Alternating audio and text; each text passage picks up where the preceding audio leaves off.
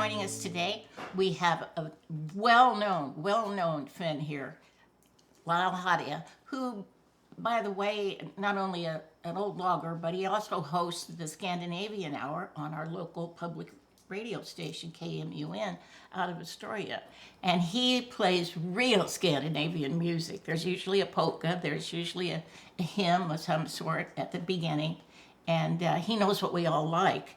So he'll play certain songs that are, standards for all of us. And he also likes the old standards of the 40s, the love songs from the 40s. Yeah, 40s, 50s, 60s. 40s, 50s, 60s. Sometimes throw in something a little more contemporary, just jazz it up a little bit. Jazz it up a little, yeah. Yeah. So, Lyle, if you don't mind telling me, how long have you lived here? Well, I'm 74 years old, and I've lived here most of my life. I lived in Forks for about a year and a half. Forks, Washington. Logan. I lived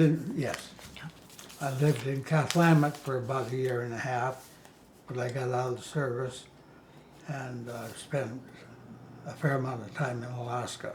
But I still maintained a residence down here, but I would work up there. You go logging up the there. logging season. Did you do Southeast? Yes, yeah. Yeah. Ketchikan was the primary place. Did you live on one of the floating camps?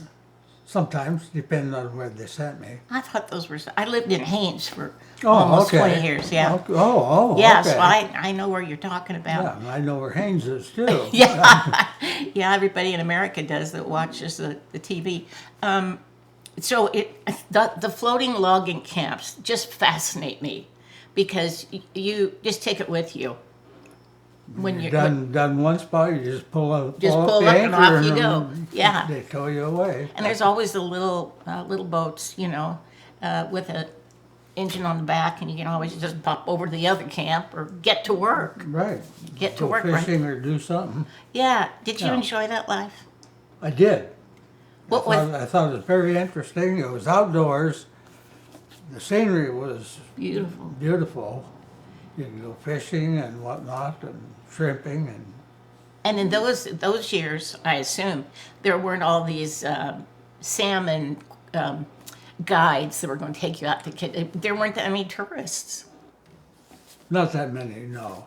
And we were usually pretty remote, so it was just the people in camp, basically.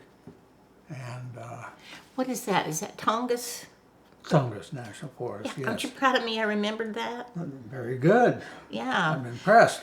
What I used to kind of love about Southeast was you go over here and there's a village, you go over here and there's another village, you come over here and, oh yeah, I guess we'll hit Juneau next and we'll go out to another village. Or Glacier Bay at that point was just, not that many people. Right. And I usually went to Prince of Wales Island out of Ketchikan. Yeah. And there would be maybe 4 or 5 camps scattered all over the island. There would be Glacier Bay, which is right next to Port Protection, which is on TV, and then Knockety and just other Wales Pass, Ketchikan, on down to Craig, and then from there you could drive Thorn Bay and then to the ferry boat. You were up there a long time.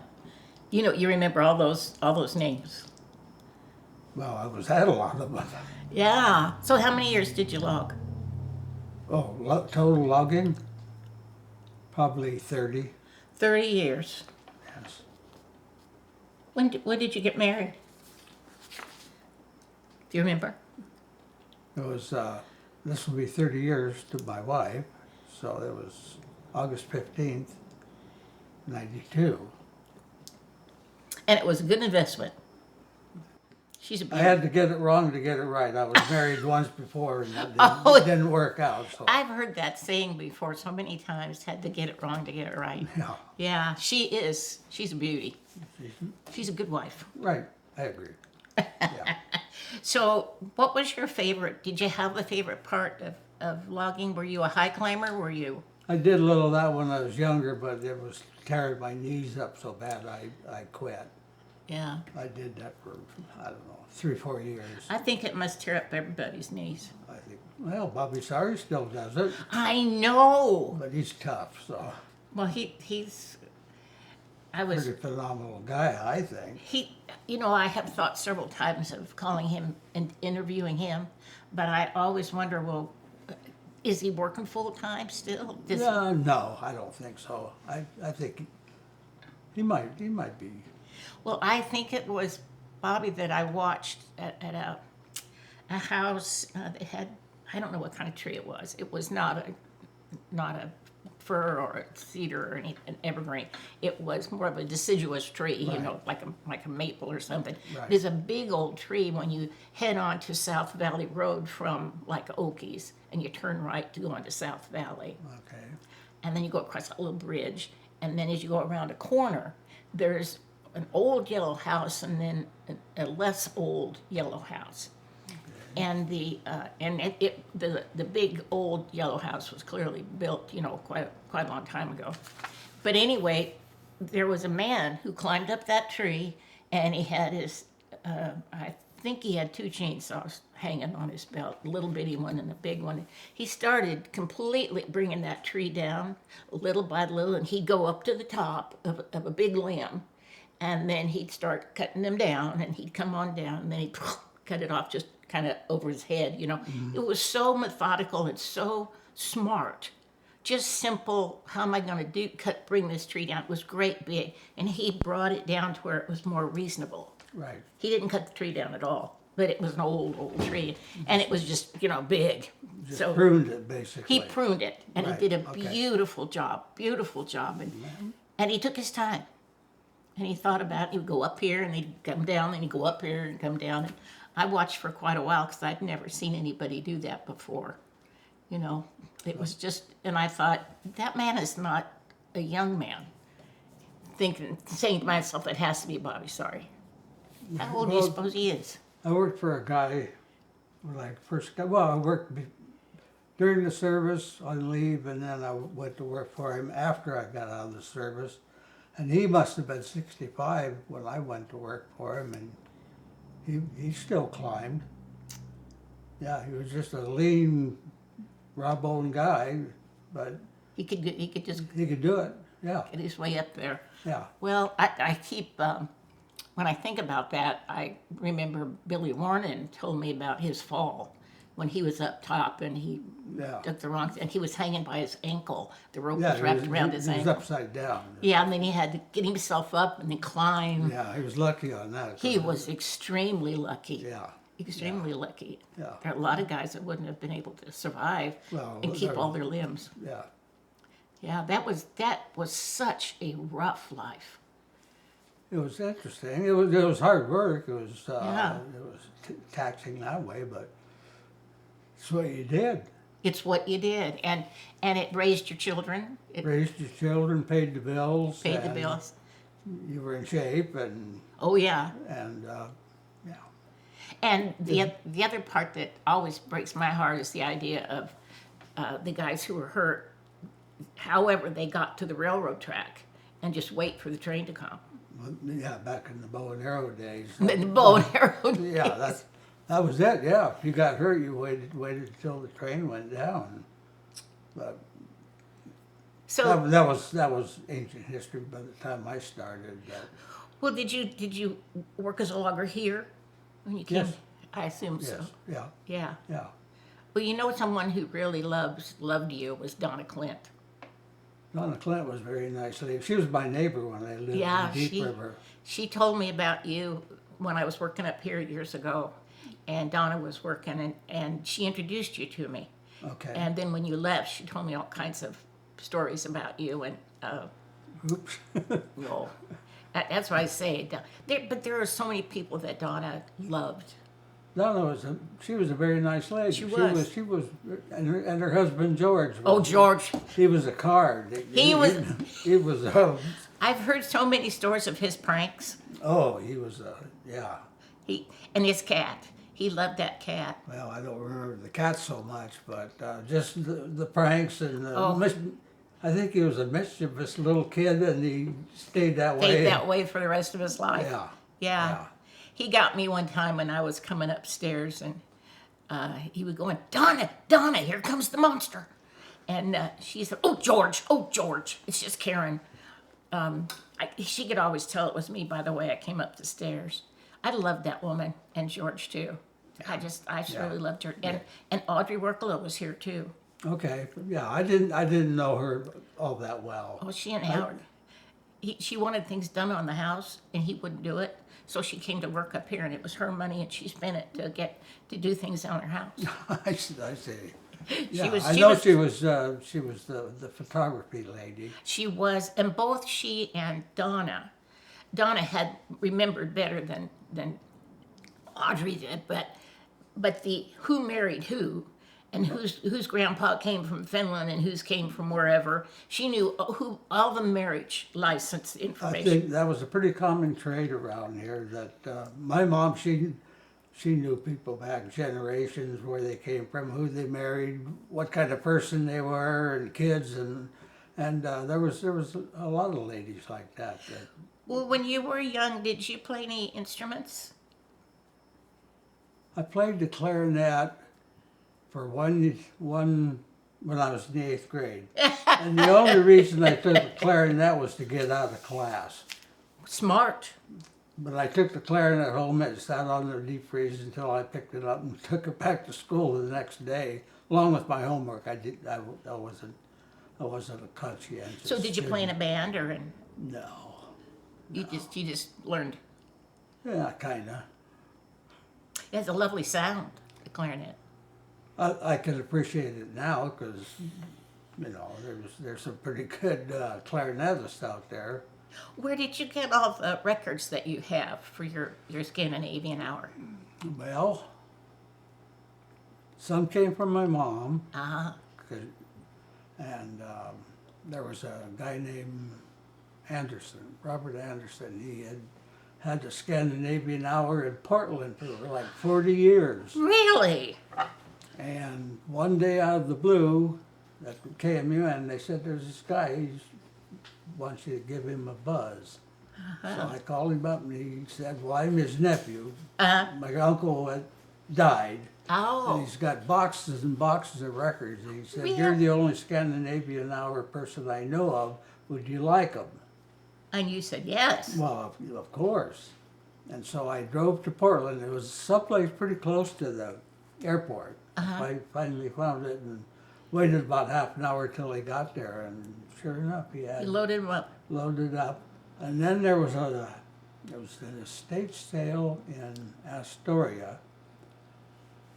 And the weekend it was on, I had the program, and the lady that I was sharing it with at the time said, "You ought to go over to this sale."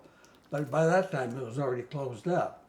Oh. So the next weekend it was open again, so I did go over there, and I got a humongous box of records and probably 150 cassette tapes, And pretty much Scandinavian? it was 99% Finnish. Oh, really? Oh, Yeah. that was a find. Yeah. The guy in Portland, it was basically Swedish and Norwegian and Danish.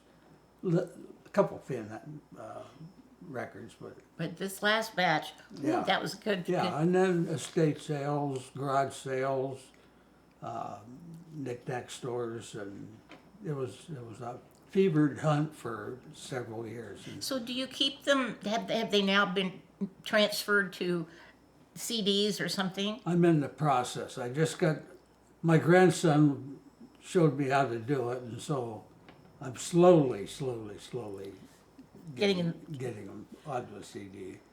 I only got about 400 or 500 more to go, so I got What are you lots. going to do with them? The records. I don't know. Do you go to the Nordic Museum much? I've never been there. Well, you would enjoy it. It's a new building in Seattle. I believe it's close to Ballard. I don't know. Yeah, but that's Yeah. That's- and me in Seattle, I never go. I'm not impressed with them anymore. They've kind of let it go downhill. Yeah, Bad. badly. Too many. Yeah, I know exactly what you mean. How about Yeah. Portland? Cut from the same mold as far as I'm concerned. That I lost track at 90 consecutive nights of rioting, so Oh, yeah, yeah.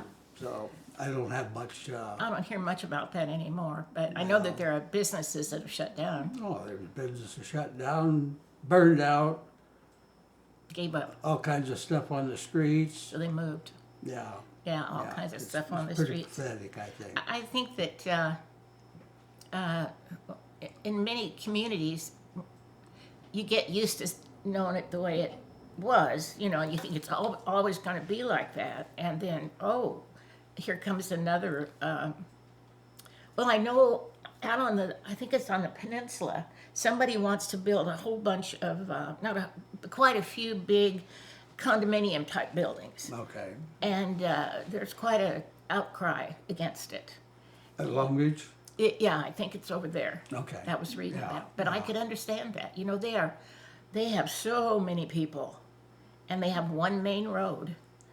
Thank God for Sandridge, but they, you know, if you a tsunami would, wipe them out. yeah.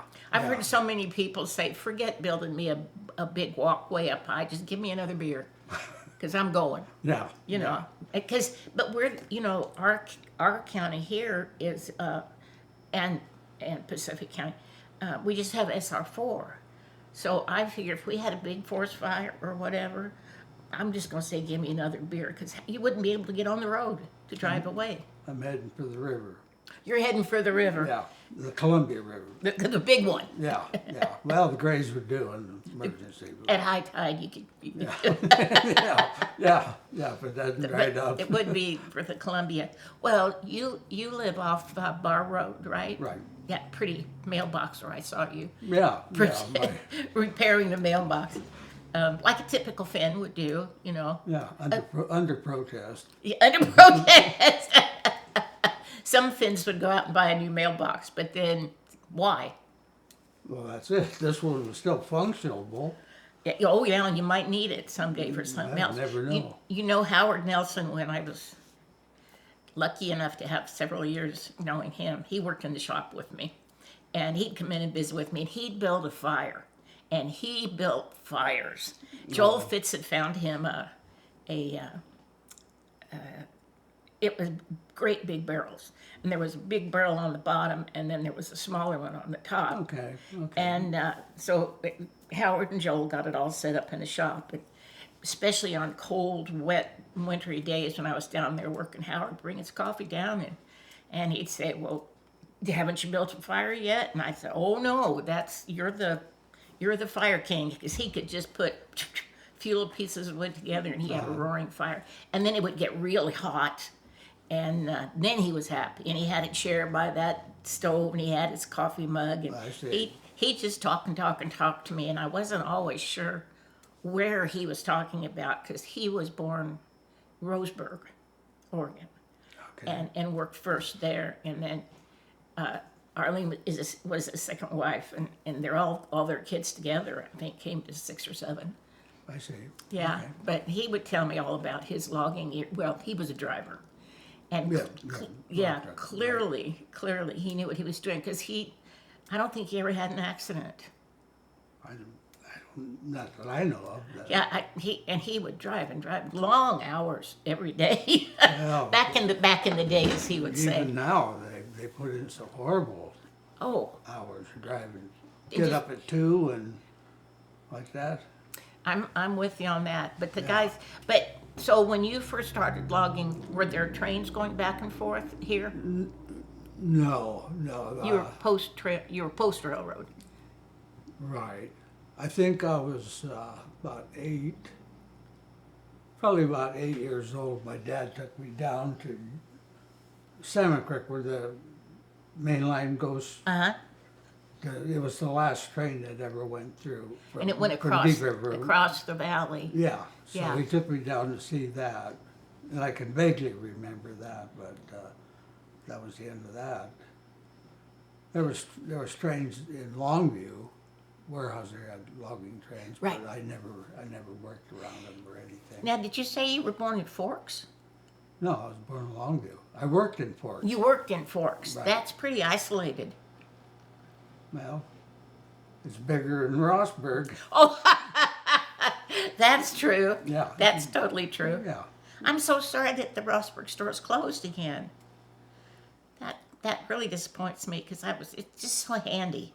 So handy, and Ronnie's a very nice lady. I know. Yeah. I know. It's unfortunate. It's very unfortunate, and I don't think it's her fault. I don't think it's her. I don't think so either. I think it's somebody else. Yeah. But it just sits there, and it was so handy having that store again. Do you know what I miss is the Grays River Cafe. I can see where that would be. That's That was pretty handy. it was handy, and Howard Nelson and I went for breakfast every Sunday morning. I see. Every Sunday morning, because Well, Arlene didn't go out to breakfast. She didn't like doing that. So he and I would go about 7 o'clock, and either he'd call me or I'd call him, and who's see. driving. But I met so many loggers that way, with Howard, sitting with sure. Howard, and he'd say, "Well, come on, have your breakfast over here with us." And Yeah. people to sit down, and once I realized that a lot of people really, really respected him. Well, it was a meeting place for a lot of people, and it was a good place to have a big BS session. Yeah, and good pancakes. Yeah, and then Arlie, when she had it, she played. There'd be music jams going there too, and then It was a good community yeah, spot. Yeah. it was like a community center almost. Yeah, and there was enough parking, and there big parking lot. and I really missed it. And if I'd known that it was going, I would have. I often said to myself, what if you had bought that? And then I thought, oh my gosh, what a job. Yeah. But anyway, there's a lot of things. I suppose you must remember Grays River all the years back with the gas station. I think there were there 2 gas stations or just? Well, I guess there was one.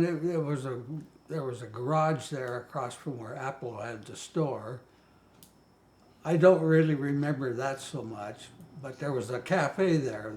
I remember that, and it was built onto the tavern, the Valley Tavern.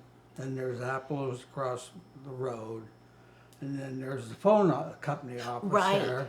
And there was Axe Makers. Axe Makers that had garage. Had the garage. And the post office, and then there was a locker plant where the Grace River Cafe was. Okay.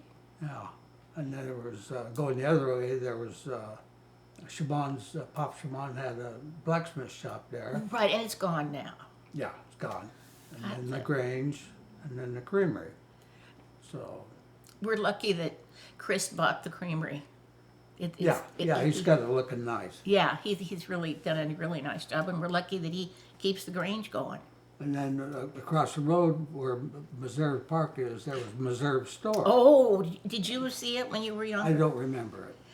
Wow, it must have been something. All the pilings going down, right in the river, and the boat pulled right up to the porch. Yeah, I just don't remember it.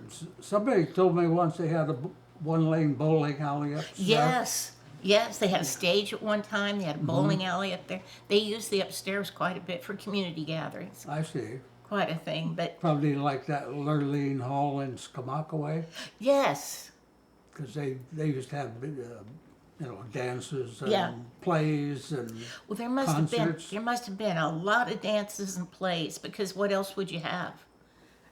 The entertainment. Well, right. Yeah, and No.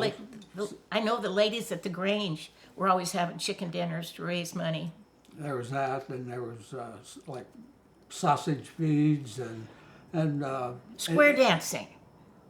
Yeah, there was a square dance club that operated out of the Rossburg Hall, but I never really got involved in that. Other than one time they were given lessons, so I went to that to kind of learn, but I don't remember anything. But about you were tired at the end of the day. Well, but it was fun. Oh yeah. And there was something to do, and but any major holiday there was usually a dance going on. And Well, I think of your Scandinavian music, and I think there must have been a lot of polka kind of dancing as well. I think probably some of that and big band sounds. Big bands. Yeah, there was a guy named Jacobson. He had a big band, and he was pretty popular around here for live music. And So you've always liked the Scandinavian music, right? right, yeah, it's pretty peppy. Well, do you Pretty. are you now still making your Saturday programs at home or No, that was just while Loan was laid up, and she's the driver. okay? So while she was on the mend, I recorded 5 programs at home because I couldn't be sure if I ride over to Astoria. Right. But during COVID, did you do your I didn't do anything. Right, that's right. The other fella came Lloyd in. Yeah. did, But when we yeah. hear your voice come on, it's home. It's a good home voice. Well, thank you. You know, Thank you just feel Yeah. like, oh, now they remember us. This is a home period of time. And not only the music, but your voice. Well, thank you. And it's always a good show. Thank you. That's kind of what I was asking about the records for, because I was thinking, what if you've got the number of records that I'm sure you do. How on earth? What do you know when you're gone? Who do you leave them to? The Archive Center. A lot of people don't want them. I know. I've seen there was a guy there at the station that had a humongous collection of it was more rock and roll, 60s, 70s, and when he passed away, they had a record sale at the station because the record proceeds went to them, and when they were done with that, I think they just hauled them to the dump. Oh, good Lord. Yeah, and there was some. I grabbed a bunch of them, but Good. yeah, Yeah. because that was my time too. I was. You know, some of those are the early records. They were just figuring out the technology and how to do it. Exactly. But, you know, I'm not clear exactly in my head what the phrase is, but it's when old things become new again. You know, and somebody down the road was going to want those records, Right. you know. Yeah. So that's why I'm glad the Archive Center's here. You know, we can. I remember when I first came here to work. That's about 2004 for Carlton, and he would say, "Whatever they bring you, take it. Whatever anybody drops by and wants to, just take it. Doesn't matter what it is, take it, because I'll go through it." Oh no, Carlton, you didn't go through it. He was a collector. Oh, he was a professional collector. Yeah. I remember so well when he came across something that was written that he thought everybody or all these people would be interested in. Then he'd send out 25 copies in the mail, and he'd hand address every one of them. And I mean, it was a real pastime for him, sharing the written word. Right. And what do you remember about Carlton? What do I remember about him? Just his passion. I mean, you could not go to a single event around here where all of a sudden here would come Carlton with his camera. With his camera. Yeah. Whether he and was invited or document it- not. Document the whole proceedings Yeah. and whatnot. I've heard people say that he would just go to funerals and weddings. Didn't matter what it was. He would go in and stand in the back and record it. Yeah, I suppose so. Like I said, I saw him. You saw him all the time. Yeah, and he was the guy at the folk company. Because I worked for them one summer before I was old enough to go in the woods. So he was there. There was this was their The store. flagship store. This And then there was the one in Grays River, and there was the one in Deep River. in Deep River. Right. And there was Bernice was at one. Bernice was In Grace River, maybe. Agnes was. Agnes was. His Oh, mother. the stories of Agnes are amazing. Riding the train up and down and delivering to the logging camps or and, whatnot. and paychecks too. That just absolutely Yeah. absolutely then- surprised me. She would and if the other piece that I really love is that if a new family came in, like family camp up Deep River, and they didn't have a thing, they didn't even have a loaf of bread. They just were there and finally had a job, and they were in one of the cabins. Agnes would still go to that house and say, "What is it that you need?" And she'd tell Agnes, and then the lady would say, "But we don't have any. Don't worry about it. Well, you need to have the food. You need to get started with some food." Right. So she'd send it up, Yeah. And to me, that was the way life should be. Well, that was pretty much the way it was back in the day. That And everybody helped each other. everybody helped. You lived off the land as much as you possibly could. And there were probably fish in the creeks. There was fish in the creeks. There was deer and elk. A lot of the dads would work in the logging camps during the week. Mom and the kids would took care of the farm, which was usually pretty small, maybe one or two cows and some chickens in a garden and whatnot. And then the dad would come home on Saturday night after work and go back bright and early Sunday morning, walk back to camp. That's just what a life. Yeah, there were a lot of the roads that we drive on now weren't here, so they had trails through the woods Right. they might walk 4 or 5 miles just to get to the logging Yeah. camp. And there was so much walking going on, and it really drove the development of the whole area because, for instance, the Deep River Church was built, but it meant the people from Nacelle or Salmon Creek, whatever, had to walk across the little pass Right. to get to the church. So they decided, heck with it, we'll have our own church. So the Deep River Church wasn't really an active church for all that long.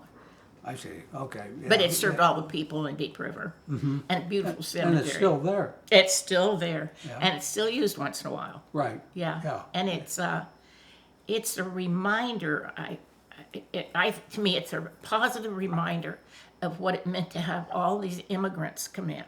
And they brought with them their food, their language, their church. Yeah, It was yeah. real quick. It became, The church was very important to them. oh, absolutely. Yeah. Still is. And that's why I start my program with a hymn. Exactly. Which if it doesn't start with a hymn, then we know it's not you. Yeah. And we all have our favorites. Right. And it was even I'll tell you one story. It was my dad's uncle, who I knew him but not very well. Uh-huh. But he would go to the Seal River Church, Uh-huh. and he had a spot that he always sat in because there was a knot hole in the floor, and he could chew snooze and spit down through the knot hole. That was a good one.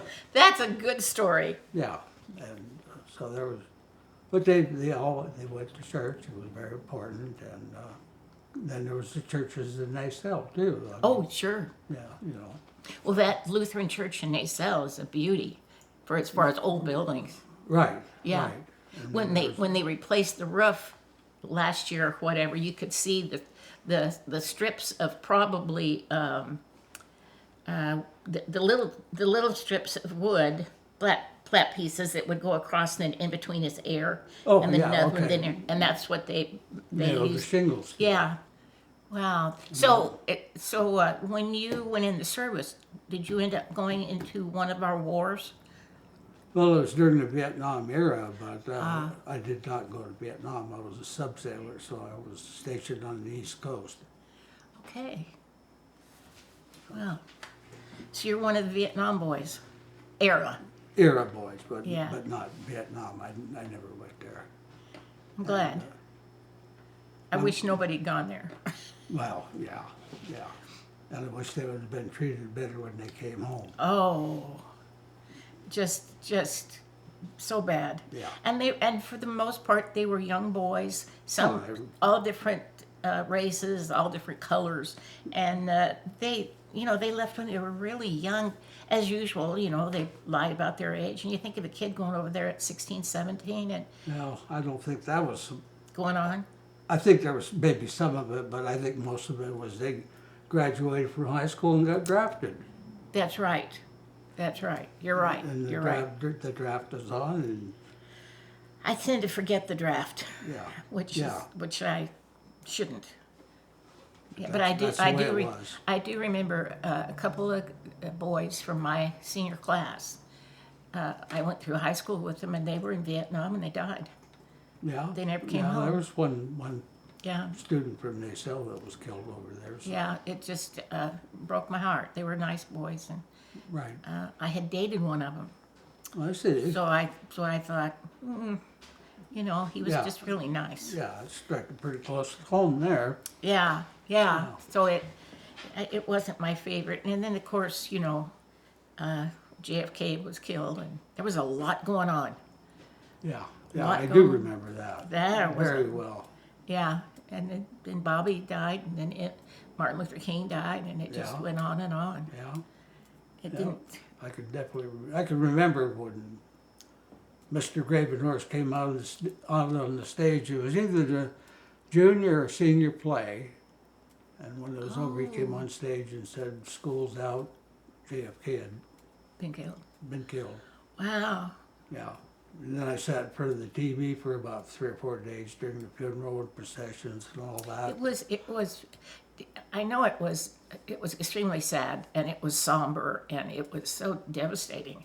But I think during the process, we learned a lot, sitting and watching the TV. Oh, For a well, while. Yeah, it was pretty historic thing. so- very historic. And Yeah. since she wanted everything to be like Lincoln's funeral Yeah, march, that was just really something to think about. And I always admired her because she had the wherewithal immediately to say, I want his funeral to be just like Lincoln's. And then everybody had to go do the research to figure out what happened when Lincoln was. Yeah, well, I think she was a pretty strong woman. She had to have been. Had to have been, yeah. Yeah. Yeah, She had to to go have been. through that and Yeah. what she went through when he did get shot and still come out And of be it. there at the hospital with him. And Yeah, and Yeah, afterwards, and he was shot with her sitting next to him. exactly. Yeah, that was Yeah. a rough. Yeah, that was pretty bad. But he was so popular, and that was in Dallas, and I was I had actually attended the breakfast in Fort Worth before I'd attended the breakfast. A bunch of us high school kids skipped out and drove over to Dallas. Well, no, we went to the breakfast in Fort Worth, but we didn't go to Dallas later because the school gave us all permission. All seniors could go. I see. But you had to write up a paper to prove you'd been there, so nobody ever really collected the papers. but I was with a bunch of girls at the breakfast and just standing in the back watching Right. and heard him talk, and it was really nice, you know. But I didn't go to Dallas, and I'm glad I didn't. I wouldn't have wanted, Yeah, that was- would have wanted to eat, Yeah. you know. There's enough. But, you know, we've had a lot in our lives. So what are you grateful for that's happened to you? That has happened to me. I'm grateful I was born here. That's the primary number one thing that I've seen enough of the world and whatnot to know that there's a lot of people out there that don't have it near as easy as we do. And yet we're whining and complaining about this and that, and we got it, life so easy. About the poorest person you could think of around here would be so filthy rich in some of them places. Oh, absolutely. That, And now they're having so much trouble for food in Africa. well, Africa, They always a said lot of so much of the world is, hungry. a lot of South America and Oh yeah, Orient and and certainly Mexico. You know, if you've got the whole thing seems anymore to come down to if you own a piece of land, then you've got control at least of somewhere that's yours. But if you don't own any land, then you can't farm. And if you're not near water, you can't fish. There's so much on condition, and we're rich here in natural resources. yeah, and possibilities. And, Possibilities. And advantages and If you're willing to work. get off your butt and do it. That's right. That's right. And I think there were a lot a lot of people. Oh, excuse me. How old are you, Lyle? 74. Oh, 74. That's right. You told me that. 74. Yeah, I'm turning 77 this year, so we're close to we're in the same generation. Right, yeah, boomers. And I think we were all born grateful. Because, Because that was the way it was then. I mean, they just come out of the war and the Depression. and the Depression, Yeah. and I think a lot of our financial the way we look at finances and stuff like that is came from the Depression era. Because Oh, gosh, yes. yeah, Keep your money in the mattress and save every penny. Yeah, so, yeah, And a dime was big deal. yeah. A Take dime. care of the dimes and the dollars will be okay. Mm-hmm. Yeah. And just like you and Howard, if you might be able to use it one day. Don't throw so much stuff away. Right, yeah. Well, this is in the way it's inconvenient. Out the door it goes. And Yeah, or get a new one. Yeah. If it, you just get tired of it, so you Yeah. get rid of it and start. Yeah, it's old. It's old, yeah, but it's. I think this period we're in right now, if it lasts for any period of time, will teach a lot of us. Hey, wait a minute! Don't throw that away. Because now that eggs and all the food and meat, I don't even eat meat anymore. It's just too expensive, and I don't have a freezer full of My elk. cows So. will be glad to hear that. That you don't, my cows. Oh, Yeah, they don't eat meat. how many cows you got? There's about 30 head, but they're not all cows. There's calves and heifers And you raise calves every year. yeah. Well, they do. The mamas I do. feed the mamas and they take care of the rest. So Yeah, and you take care of them. yeah. You take care of. Lyle, this has been great. An hour with you is just a joy. I really Thank you. I had no idea what to expect and whatnot, but this is. I was glad you were willing to come. Pardon me? I was glad you were willing to come. This is a tough week to get people to come to be Well, recorded because everybody's busy with FinFest. Right. Yeah. It sounded interesting and it's been a good BS session. It has been a good BS session. Yeah. Thank you so much, Lyle. Thank you. You stay healthy on Saturdays, okay? Okay. Because I'll do we that. all appreciate your Scandinavian Hour. I'll Okay, play give your the wife a polka. hug from me. She were both survivors. Right. Okay. Cancer survivors. Yeah, we're both. I got it. There's so many of us here, but she is one that's always been a role model for me. I wonder why that is. Why there's so many. Boy, that is the question. This river, I never have believed that the river was all that clean. I think that. Oh, definitely. Yeah, I think it's in the water or it's in the. I don't know where it is, but we have so much cancer here. I think some of it might be blowover from Hanford. Thank you. Exactly. That's usually my first thought because it's not even cleaned up yet. Yeah, and it's not even close the way I understand Right, it. right. And it's been many years floating. Right. That and there's a lot of other stuff floating down the river or going up the river. Right. I got a friend that he said when he grew up on the Columbia River in up Dahlia. And he said that they were not allowed to go swimming until after the 4th of July because they figured by that time the river had cleaned out enough that they wouldn't be. Well, and in those years we didn't have a dam. We didn't have any dams, did we? Oh, we must have. Okay. Well, I've often thought of what the Columbia must have looked like before the dams were built, because the force of the current would have been incredible. Right. I don't remember when Cooley or Bonneville. Were built. Yeah. Well, but like you, I question even down as far up as Hanford. What's coming out of the river? What coming out into the river? Well, if it's blown over, some of it's going to go in the water, and plus there was the pulp mills. I think. Oh yes. I think that was might have played a part in it, and I think Portland and all that up there, their sewage ran right in the river. Oh, and remember when they got in trouble with the EPA or whatever because they didn't have their wastewater wasn't up to code? You know, when I first came, I learned that almost every house on the riverside of Puget Island, you could go house to house to house, and there was cancer, all through there. Yeah. I didn't know that. Lots of cancer in this county. Yeah. Well, I'm glad you're still with us. I'm glad I'm still with us. Yeah, me too. I'm glad Carol's still with us. Yeah. Oh, see, I started to say goodbye and we got talking again. Well, You just sit right there. okay. I am so glad to have had Lyle with us for this hour because he's a very interesting man and he does a lot for this community. And he's still running his cows and his calves at 74. So thank you for coming and thank all of you for listening. And have a good afternoon.